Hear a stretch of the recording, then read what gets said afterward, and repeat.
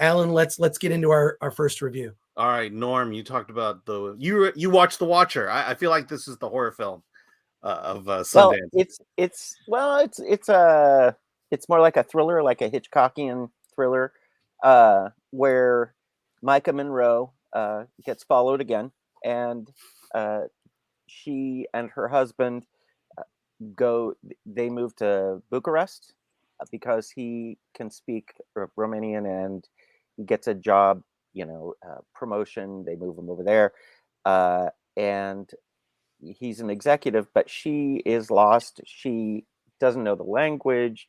She's just very like, okay, but then from her apartment, they're flat, like about 5 stories up. She looks across to the other building, and there seems to be a figure looking at her through the window, and it's all very kind of blurry and very ambiguous. But then one day she waves, and it waves back, and so it's basically her being pursued by something that she's. It's cool. It's very cool. And suspenseful, and she basically feels very isolated. There's lots of men around her, all speaking Romanian. She is not. She doesn't speak the language. She's trying to navigate. She's trying to explain. There's something after her. There's also a killer on the loose. It was fun. It didn't reach like the heights of like Rear Window or something like that, but it was good. So it's kind of like stalker horror. Is that what I'm hearing? Well, yeah, it's kind of like a mystery stalker horror type thing where she keeps having these run-ins with an ambiguous figure that she believes is following her, and craziness ensues. So. And the crazier things get, the less people believe her, and until there's the big finale.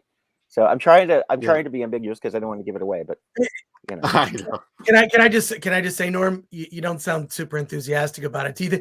Here's the thing is, and this is what kind of sucks about the festival being virtual, is that I'll bet if you saw that in a theater, it would be way better. A lot of these indie movies, they don't play as well, on whatever, even if you've got like a decent sized 4K TV, which I do have, it's not the experience, the energy in the room, the palpable fear. Do you feel that like having the festival being virtual and seeing some of these movies virtual, does that have an impact on the experience? Absolutely.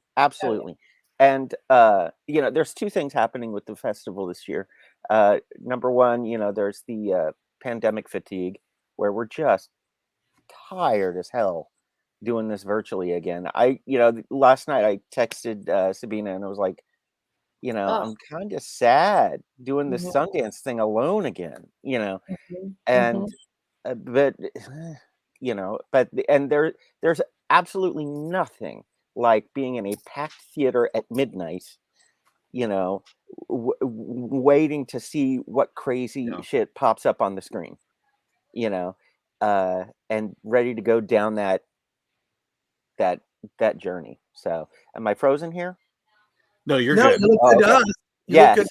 So okay. Yeah. So you actually, Norm, if you were frozen, you'd be at Sundance. Huh? Yuckity yuck. It's true, Norm. The kinetic energy is so important now. Yeah, it really is, especially in horror. Even comedy. Yeah. I miss going to Trader Joe's and seeing the faces of the people that work at Trader Joe's. They're almost the only people who smile at me when I'm out and shopping. I love Trader Joe's. That's why you have to learn how to smile.